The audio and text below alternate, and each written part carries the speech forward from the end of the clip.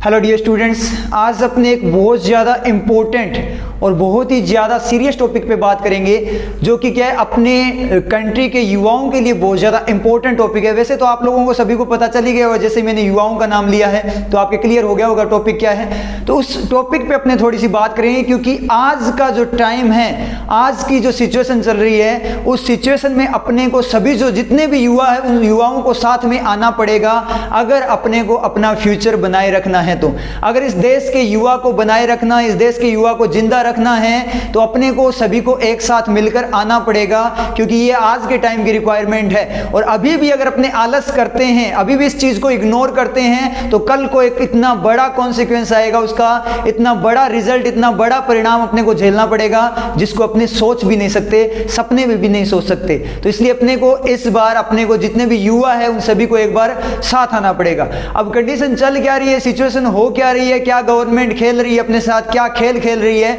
ये सारी की सारी सिचुएशन वैसे तो आप लोगों को सभी को पता होगा, लेकिन एक बार थोड़ी सी उनको डिटेल में बताने के लिए कि डिटेल में चल क्या रहा है, उसके लिए मैं एक बार विकास सर को इनवाइट करूंगा। ये आपको थोड़ा डिटेल से बताएंगे कि हो क्या रहा है। सर आइए।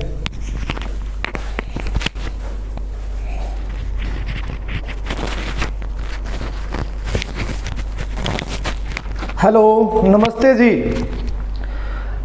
देखिएगा, एक अभियान चल रहा है, आप लोगों को पता है, और एक ट्रेंड चल रहा है, चलाना भी पड़ेगा क्योंकि हम मजबूर हो चुके हैं, हमारे पास में कोई ऑप्शन नहीं बचा है। इसलिए हमें एक ट्रेंड चल रहा है एसएससी का, और उन लोगों का साथ हमें देना पड़ेगा।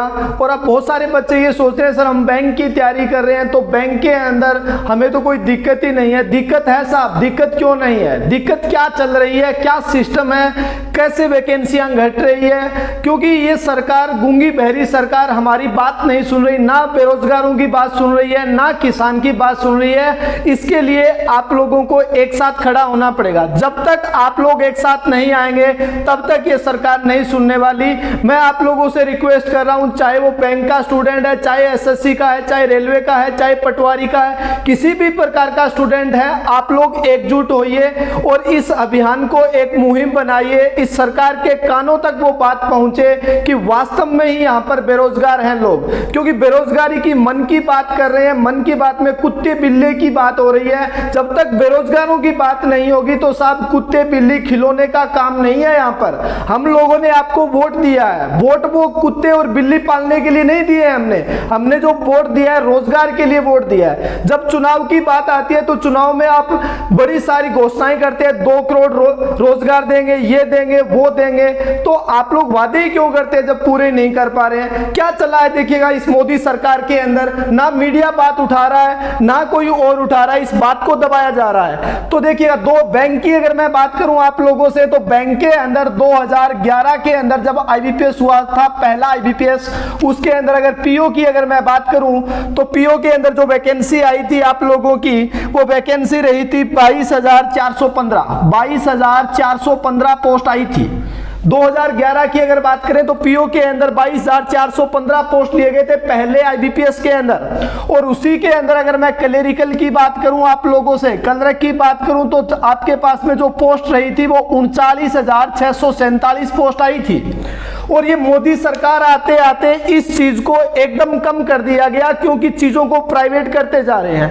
प्राइवेट करने के कारण 2020 आया, 2020 आते आते ये जो पोस्ट रही थी वो आपकी रह गई थी 1167 प्लस का 250, और जो क्लेरिकल की पोस्ट आई है वो 1557 आई है 2020 के अंदर। तो रोजगार है कहां साहब, अच्छे दिन कहां गए आपके, क्योंकि इस चीज के अंदर आपको भी पता है कि बैंकों के अंदर रिक्रूटमेंट है, हम भी जानते हैं इतना कि बैंक के अंदर वैकेंसी आनी चाहिए। हम ये नहीं कह रहे कि भाई साहब ये 39,000 दो, हमें 39,000 हमें नहीं चाहिए, हमें तो 5, 7, 10,000, अगर 10,000 भी वैकेंसी आती है, इतनी तो रिक्रूटमेंट है ना। अब रिक्रूटमेंट निकलेगी कैसे कि मोदी सरकार पीछे पीछे पड़ी हुई है कि हम बैंकों को प्राइवेट करेंगे। भाई साहब प्राइवेट क्यों कर रहे हो आप, क्या दिक्कत आ रही है? अब बोल रहे बैंक लॉस में चले तो लॉस में चलेंगे ना। आप लोगों ने इंडस्ट्री के अंदर बड़े बड़े उद्योगपतियों को लोन बांटे हैं, वो डिफॉल्टर घोषित हो चुके हैं, तो फिर बैंक को प्राइवेट क्यों करें? उन लोगों को लेके आओ ना जो देश छोड़ के जा चुके हैं, उन लोगों को लेके आए आप लोग, उन लोगों से पैसा वसूले। किसान ने पैसा आपका नहीं खाया, स्टूडेंट ने नहीं खाया। अगर किसान की बात करें तो अगर 5,000 रुपए का लोन है तो आप उनकी जमीन को कुड़क करके पूरा कर लेते हैं, तो फिर उन लोगों से पैसा क्यों नहीं? तो इन चीजों को प्राइवेट करना बंद कर दें आप लोग, क्योंकि जब ये चीज प्राइवेट हो रही है, प्राइवेटाइजेशन हो रहा है, तो कोई भी बात नहीं उठ रही है, ना कोई डिस्कस हो रहा है हम बैंकों को प्राइवेट करेंगे। 1969 के अंदर कई सालों के बाद निजीकरण से इंदिरा गांधी सरकार ने 14 बैंकों को प्राइवेट, 14 बैंकों का सरकारी किया था। 14 बैंक हैं वो सरकारी हुए थे, और 1969 के अंदर 14 बैंक, उसके बाद में 6 बैंक और किए गए। तो आप लोग कर क्या रहे हैं? निजीकरण करके क्या करेंगे आप लोग? अब रेलवे भी प्राइवेट करते जा रहे हैं आप, एयरपोर्ट भी बेच रहे हैं आप लोग, सारी चीज बेचेंगे तो काम कैसे चलेगा? रोजगार तो देना पड़ेगा ना। हम लोगों ने आपको वोट दिए हैं, कुत्ता बिल्ली पालने के लिए वोट नहीं दिया, हमने आपको रोजगार के लिए वोट दिया है। रोजगार देना पड़ेगा साहब। जब चुनाव आता है तो आप बड़ी बड़ी बात करते हैं, जब चुनाव निकल जाता है तो आप उन बेरोजगारों को भूल जाते हैं। तो अब की बार जो मुहिम चल रही है उसको आप पूरा कीजिएगा। अब रेलवे की अगर मैं बात करूं तो 2019 के अंदर फॉर्म भरवाया था, 2019 में फॉर्म भरवाया गया था, 2.8 करोड़ फॉर्म भरे गए थे, 2 करोड़ 80 लाख फॉर्म भरे गए थे, और 500 रुपए फीस ली गई थी, 500 रुपए बच्चों से फीस ली गई थी, और बोला गया था कि 400 रुपए आपके खाते में ट्रांसफर कर दिए जाएंगे, 100 रुपए लिए जाएंगे। कहने का मतलब 14 अरब रुपए का घोटाला किया है, 14 अरब रुपए का घोटाला हुआ है जी। तो फिर घोटाले क्यों नहीं हो रहे? आपसे जब कोई बात की जाती है, जब पूछा जाता है तो आप 50 साल पीछे चले जाते हैं, उस सरकार ने कुछ नहीं किया, उस सरकार ने कुछ नहीं किया। हम एक्सक्यूज नहीं चाहते साहब, चाहे उसने कुछ किया है या नहीं किया है, हम आप लोगों को वोट दिया है, आपसे उम्मीद की है कि अगर ये बंदा वास्तव में आएगा तो देश बदलेगा। अच्छे दिन से पहले ये वैकेंसी थी और अच्छे दिन के बाद में ये वैकेंसी आ चुकी है जी। अच्छे दिन के बाद में 1400 पोस्ट है, जब अच्छे दिन नहीं थे तब आपकी 22,000 पोस्ट आई थी, तो अच्छे दिन रह कहां गए? इन युवाओं के लिए आप कुछ करें साहब। अगर मैं बात करूं राजस्थान की बात करें, राजस्थान वाले भी जाग जाएं जी। राजस्थान की बात करें, 2016 के अंदर एसआई का पेपर हुआ था, 2016 में एसआई का पेपर हुआ, 3 दिन पहले उनका रिजल्ट आया है, 3 दिन पहले रिजल्ट आया है उस चीज का। 4 साल बीत गए साहब, उस माँ बाप की आंखें तरस गई कि बेटा कब नौकरी लगेगा और ये काम करेंगे। शायद कुछ माँ बाप तो इस उम्मीद से एक्सपायर भी हो गए। 4 साल आप ये तो नहीं करते कि आज चुनाव हुआ, 4 साल बाद में रिजल्ट आया है, तो फिर इन बेरोजगारों के साथ क्यों कर रहे हैं? अगर मैं बात करूं आप लोगों से, तो आपके ट्विटर ट्रेंड ने कल घोषणा कर दी है एचएससी की। कल हरियाणा का रिजल्ट आ चुका है, हरियाणा एसएससी का कल रिजल्ट आया है। तो जब तक आप लोगों की आवाज नहीं उठेगी तब तक बात नहीं बनने वाली। इन रेलवे वालों को हमें चाहिए, पहला ट्रेंड हमें चलाना है कि speak up for SSC railway student, और दूसरा अपना जो हैशटैग रहेगा वो increase IBPS clerk vacancy, IBPS की वैकेंसी को बढ़ाया जाए। इस बात के ऊपर आप लोग ट्विटर के ऊपर जाइएगा, और कल 11 बजे सब आप लोग ये ट्वीट करें जी, दोनों ट्वीट को ट्रेंड में लेके आए। जब तक आप साथ नहीं देंगे, कल 11 बजे ये काम आपको करना पड़ेगा। ये आप जब आपकी आवाज नहीं उठेगी तब तक ये गूंगी बहरी सरकार सुनने वाली नहीं है साहब, ये काम करना पड़ेगा। दूसरी चीज अगर मैं बात करूं तो आप एक पन्ना निकालना, और कल शाम 5 बजे, कल शाम 5 बजे और 5 बजे 5 मिनट के लिए इस गूंगी बहरी सरकार को जगाने के लिए ताली थाली और घंटी बजाएं, क्योंकि ये मोदी सरकार है, ऐसे नहीं जागने वाली। तो 5 मिनट के लिए आप सभी साथ दें, उस चीज को सोशल मीडिया में लेके आए, क्योंकि एक बंदे से करने से कुछ नहीं होगा। और मैं उन माता पिता से भी कहना चाहूंगा, क्योंकि आपके बच्चे 5-6 साल से तैयारी कर रहे हैं, तो आप भी उन बच्चों का साथ दें, आप भी वो ताली थाली बजाएं। आपने मोदी जी का साथ दिया था, तो आज अपने बच्चों का साथ दें, क्योंकि आप लोग जब ये चीज करेंगे तो 100% आपकी बात उठने वाली है। और आप लोग बेरोजगारी की अगर बात करें तो ये बेरोजगारी का एक पन्ने के ऊपर नाम लिख करके आगे लगा करके फोटो खिंचवा करके जैसे भी आपको वायरल करना है, इस चीज को वायरल कीजिएगा।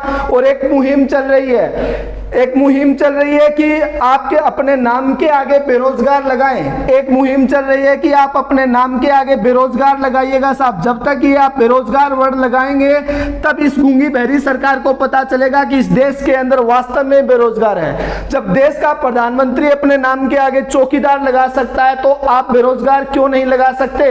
बेरोजगार लगाना पड़ेगा, ये ट्रेंड में आएगा नाम। क्योंकि जब भी कोई आपकी फेसबुक आईडी, आपका ट्विटर अकाउंट, आपका इंस्टाग्राम अकाउंट चेक करेगा तो उसके नाम के आगे बेरोजगार दिखाई देगा। तो आप इस मुहिम को आगे बढ़ाएं, हर व्यक्ति इसके आगे बेरोजगार लगाइएगा, चाहे वो रीट का है चाहे वो किसी का है। हम ये नहीं कह रहे मोदी सरकार, हम ये चाह रहे हैं कि इस सिस्टम को बदला जाए, एक मंत्रालय बनाया जाए बेरोजगारों का और उसके ऊपर बात रखी जाए कि इन बेरोजगारों की सुनवाई हो जाए। जब आप लोगों को काम करना पड़ता है तब आप अपने लिए मंत्रालय बना देते हैं। इन 2.5 रुपए समोसे खाने वालों को क्या पता भाई साहब, संसद में 2.5 रुपए के समोसे मिलते हैं, वो खा करके ये लोग नए नए बिल पास कर रहे हैं, कोई डिस्कशन नहीं है, कुछ नहीं है। अब बोल रहे हैं कि मोदी सरकार की मन की बात जो आई थी, जो मन की बात ली गई थी उसके ऊपर डिसलाइक आए हैं। तो भाई साहब ये बता रहे हैं कि ये विदेशों से आए हैं। विदेशों से कैसे आए हैं? ये देश के युवा ने डिसलाइक किए हैं क्योंकि आपके ऊपर उम्मीद थी और उस उम्मीद को आपने तोड़ा है तो ये लोग करेंगे। और अब आप लोगों ने क्या कर दिया, डिसलाइक और कमेंट आप लोगों ने बंद कर दिए हैं साहब। बंद करने से काम नहीं चलने वाला जी। कितने दिन आप बंद रखेंगे? जब अगली बार जब आप सरकार में आएंगे, जब अगली बार आप चुनाव होगा तो यही बेरोजगार आपको जवाब देने वाले हैं। मोदी जी ऐसे काम नहीं चलने वाला, मन की बात करने से काम नहीं चलेगा, बेरोजगारों के ऊपर बोलना पड़ेगा। मन की बात ही लेके आ जाए लेकिन बेरोजगारी के ऊपर बोलेगा। और ये इस देश का मीडिया भी पागल हो चुका है, वो भी आपकी बात नहीं उठा रहा है क्योंकि भाई साहब बिका हुआ मीडिया है। तो आप मीडिया से उम्मीद मत कीजिएगा, आप खुद इस ट्रेंड में लेके आए, लोगों के सामने आनी चाहिए। इस देश के प्रधानमंत्री तक ये बात पहुंचनी चाहिए कि वास्तव में बेरोजगारी के ऊपर देश के अंदर एक जंग छिड़ी हुई है। तो आप इस चीज को कल 11 बजे आप सब एक साथ ट्विटर के ऊपर ट्वीट करें, ये ट्रेंड में लेके आए और कल शाम 5 बजे 5 मिनट के लिए ताली थाली बजा करके उस गूंगी बहरी सरकार को बताएं कि वास्तव में यहां पर बेरोजगार हैं। तो भाई साहब इस चीज को ट्रेंड में लेके आना पड़ेगा। और थोड़ी सी बात अब और बता देते हैं, पवन सर बताएंगे आप लोगों को। मैं रिक्वेस्ट कर रहा हूं आपसे, चाहे वो एसएससी है, चाहे रेलवे है, चाहे राज्य की सरकार ने पेपर पेंडिंग कर रखे हैं, चाहे यूपी है, चाहे बिहार है, चाहे दिल्ली है, चाहे कर्नाटक है, क्योंकि जब तक ये सारे के सारे मुद्दे सोल्व नहीं हो जाएंगे तब तक बात नहीं बनने वाली। अब क्या किया है बैंकों के लिए, मैं बता दूं आपको बैंकों के लिए क्या किया गया है। मोदी सरकार कह रही है कि हम सीटी करवाएंगे। क्या सीटी करवाओगे? जब आप लोगों से सीटी करवाएंगे, किसका करवाएंगे? आईबीपीएस को कॉमन करेंगे, रेलवे लेके आएंगे हम और एसएससी को लगाएंगे जी। इन तीनों का हम एक कॉमन पेपर लेने वाले हैं। इनको पता है कि आईबीपीएस की डेट फिक्स होती है, आईबीपीएस एकदम ट्रांसपेरेंसी से वैकेंसी लेता है, जो पहले ही डिसाइड कर देता है। हर साल 16 और 17 जनवरी को कैलेंडर आ जाता है जो ये बताता है कि मैं इस तारीख को फॉर्म भरे जाएंगे, इस तारीख को ये पेपर होगा, इस तारीख को ये पेपर होगा। और जब भी नोटिफिकेशन आता है तब आईपीएस बताता है कि इस तारीख को फॉर्म भरे जाएंगे, इस तारीख को कॉल लेटर आएंगे, इस तारीख को आपका फाइनल अलॉटमेंट होगा। इस ट्रांसपेरेंसी से जब पेपर करवा रहा तो मोदी सरकार को ये लगा कि हमें रोजगार नहीं देना, एक पेपर लिया जाए इन सभी का और वो पेपर 3-4 साल तक अटका रहे, फिर हम रोजगार के ऊपर बात ही नहीं करें। जो एसएससी का पेपर 2017 से ज्वाइनिंग नहीं आ रही है, 2018 का पेपर नहीं हो रहा, 2019 का पेपर नहीं हो रहा है, तो फिर आईबीपीएस को क्यों खराब कर रहे हैं आप लोग? जब वैकेंसी देनी है 1500 दिया, यहाँ पर मैं ये नहीं कह रहा 20,000 दे, 30,000 दे। आपको पता है कितनी सीटें खाली है, सब पता है आप लोगों को, फिर इन बेरोजगारों के साथ में क्यों ये काम कर रहे हैं आप लोग? तो सीटी लेंगे आपसे, रेलवे का 2.5 करोड़ का तो पेपर लिया नहीं जा रहा है और सीटी लेके आएंगे तो 10 करोड़ फॉर्म भरे जाएंगे। 10 करोड़ का आपके पास में अरेंजमेंट क्या है? पहले तो ये बताओ, क्या अरेंजमेंट है आपके पास 10 करोड़ का पेपर करवाने का? मेरे हिसाब से तो सिर्फ ये फेक बनाया जा रहा है, जो बेरोजगार लोग हैं उनको पागल बनाया जा रहा है। एक बार हल्ला मचा देंगे कि सीटी आ रहा है, सीटी आ रहा है, फिर एक बार सीटी आपसे पैसे लेगा और एक बार आप लोगों से आईबीपीएस पैसे लेगा, फिर रेलवे लेगा, फिर एसएससी पैसे लेगा, बार बार पैसे झड़पे जाएंगे आप लोगों से। तो सीटी क्यों लेके आ रहे हो साहब? जो एसएससी और रेलवे है उनको ही सही कर दो आप, तो आईबीपीएस को क्यों खराब कर रहे हो? भाई साहब ये चीजें आप लोगों को करनी पड़ेगी, क्योंकि जब तक आप चुप रहेंगे तब तक बात नहीं बनने वाली। चाहे सीटी आ जाए, चाहे कैट आ जाए, चाहे मैट आ जाए, क्योंकि ये वैकेंसी नहीं देने वाले हैं। इन्होंने ठान लिया है कि इन लोगों को रोजगार नहीं देना, तो रोजगार नहीं आएगा। अब बहुत सारे मोदी भगत है, मैं भी मोदी भगत था, मैंने भी वोट दिया है, लेकिन जो सच्चाई है, सच्चाई सामने आनी चाहिए। आप लोगों ने हर काम किया है, हमने आपका साथ दिया है। अब मोदी भगत कहेंगे काम करो, क्या काम करें? पकोड़े बेचें क्या? कुत्ते पाले, बिल्ली पाले, क्या करें हम? अब पकोड़े बेचने वाले, एमबीए वाला पकोड़ा बेच रहा है। तो मोदी जी ने भी सपना लिया था कि मैं कभी देश का प्रधानमंत्री बनूंगा, तो एक किसान भी तो ये सपना ले सकता है कि मेरा बेटा कभी गवर्नमेंट के अंदर जाए। और आपको पता है किसान के इस देश के अंदर कितनी दुर्दशा हो रही है, कोई भाव नहीं है, कोई कुछ नहीं कह रहा, लेकिन ये दुर्दशा होती जा रही है। जब किसान भी तो एक देख सकता है ना कि मेरा बेटा वास्तव में ही एक गवर्नमेंट के अंदर जाए, इस दलदल की जिंदगी से निकले, इस दलदल की जिंदगी से निकले। तो क्योंकि जब मोदी ने ठान लिया था बचपन में कि मेरे को पीएम बनना है, तो एक किसान भी तो ये सोच सकता है कि वास्तव में मेरा बेटा एक गवर्नमेंट जॉब के अंदर जाए, जो अच्छा काम करे, जिनका सरकार की जीडीपी में योगदान हो। हमारा योगदान नहीं हो सकता क्या? योगदान हो सकता है, लेकिन सरकार नहीं चाहती ना। सरकार यही चाहती है कि जो मिडिल क्लास फैमिली है उसको दबाया जाए, एक वोट की राजनीति की जाए, सब कुछ यही चल रहा है। भाई साहब, चाहे एसएससी, रेलवे, कुछ भी है, जितने भी बेरोजगार है, राज्य सरकार, केंद्र सरकार, कुछ भी है, आप अपनी आवाज उठाओ। ये पीछे वाले मुद्दे जब तक सोल्व नहीं होंगे तब तक बात नहीं बनने वाली। अगर मैं रीट की बात करूं तो रीट के ऊपर भी आपको लॉलीपॉप दी जा रही है, रीट लेंगे, दिल्ली का यही चल रहा है, कोई वैकेंसी नहीं आ रही है, कोई आपको बताया ही नहीं जा रहा कि एक पेपर लेंगे या 2 पेपर लेंगे, यही पटवारी में चला, सब कुछ कहानी यही चल रही है। कोई भी सरकार इन बेरोजगारों की नहीं है, आपको अपनी बात उठानी पड़ेगी साहब। कल मिलेंगे 11 बजे ट्विटर के ऊपर, और 5 बजे 5 मिनट के लिए आप एक बार ताली थाली बजाकर इस गूंगी बहरी सरकार को जगाइएगा। बाकी आपको पवन जी बताते हैं जी।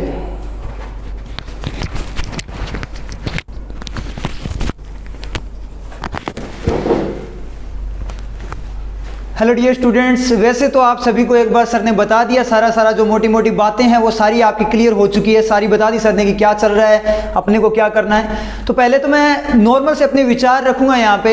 एक तो ये चीज़ है, सबसे पहले तो मुझे बताओ कि जो टीचर और स्टूडेंट्स होते हैं, जो अध्यापक और आपके जो क्या होते हैं, छात्र होते हैं, जब वो देश में खुश नहीं हैं तो देश कहाँ से खुश है, ये चीज़ मुझे बता दो।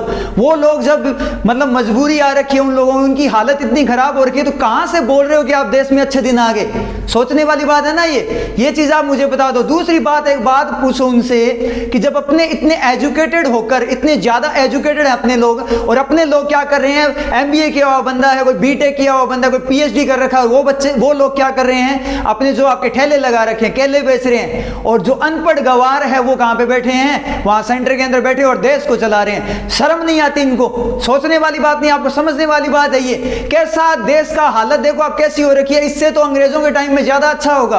क्या आजादी की जरूरत नहीं है? आजादी कहां मिली अपने को? एक चीज मुझे बताओ, जितने भी अपने शहीद हुए थे, जो लोग शहीद हुए थे, जिन स्वतंत्रता सेनानियों ने अपना बलिदान दे दिया, भगत सिंह वगैरह ने, उन्होंने इस दिन के लिए दिया था क्या बलिदान अपना? ये देखने के लिए क्या कि हमारे जो, उन्होंने बोला था कि हमारे जो आगे की जो पीढ़ियां हैं वो बहुत अच्छे से सर्वाइव करे, बहुत अच्छे से वो चले, उनको रोजगार मिले, सारी चीजें मिले, भूखमरी ना हो, गरीबी ना हो। यहाँ पे हो क्या रहा है, जब कोई विदेशी आता, जैसे ट्रंप आए थे उस टाइम पे जो आता है, तो जो कच्ची बस्तियां वहां पे आपने क्या कर दिए, पर्दे वगैरह लगा दिए, वहां पे दीवारें चिनवा दी, वहां पे दीवारें वगैरह बनवा दी आपने, चुनवा दी वहां पे सारे के सारे। तो मुझे ये नहीं बताओ, जहां पे आपने दीवारें चुनवाई थी वहां पे उनके घर बना देते ना कच्ची बस्ती वालों के, तो ज्यादा अच्छा नहीं होता क्या? लोग मर रहे हैं भूख से और आप वहां पे क्या कर रहे हो, संसद के अंदर मजे से आप खाना खा रहे हो, 5 रुपए में आपको खाना मिलता है, इतनी ज्यादा फैसिलिटीज मिलती है, शर्म नहीं आती? एक अपने बात करें, अपने अगर बात करते हैं अपने लिए क्या होता है, क्राइटेरिया रखा जाता है कि आपका क्या हो, कोर्ट वगैरह में कोई केस ना हो आपके ऊपर। कोई भी होता है कि नहीं होता? अपने अगर अपने ऊपर कोई केस आ गया तो अपने वहां पे फॉर्म ही नहीं भर सकते, और वो लोग जेल में बैठकर चुनाव लड़ते हैं और सीएम तक बन जाते हैं। शर्म वाली बात नहीं है क्या?